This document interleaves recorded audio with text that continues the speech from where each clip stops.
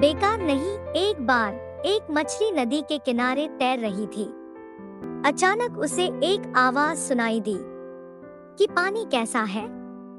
मछली अपना सिर ऊपर की ओर उठाया तो देखा कि पेड़ पर एक बंदर बैठा है।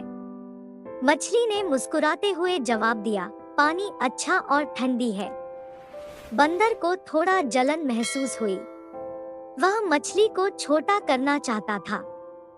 इसीलिए बंदर ने मछली को कहा, तुम्हें पानी से बाहर आना चाहिए और हमारे साथ इस पेड़ पर चढ़ना चाहिए।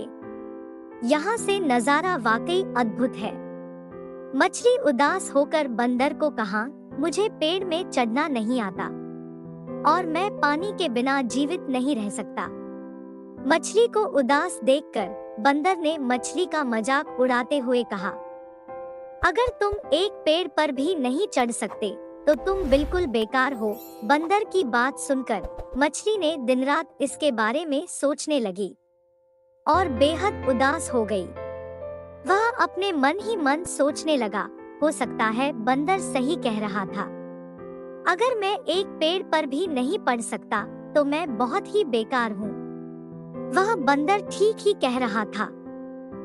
नदी में एक और मछली ने देखा कि वह मछली बहुत उदास थी और उस मछली ने उनसे अपनी उदासी का कारण पूछा। मछली ने उस बंदर के बारे में उसे सब कुछ बताया।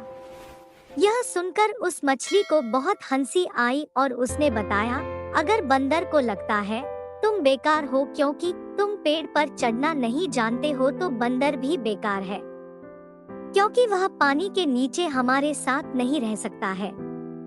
इस मछली की बात सुनकर उसे एहसास हुआ कि यह कितना प्रभावशाली है और बंदर की बातों के अनुसार खुद को बेकार समझना कितना गलत था। कुछ दिन बीत गए। फिर एक दिन अचानक बंदर पेड़ से फिसलकर पानी में गिर गया।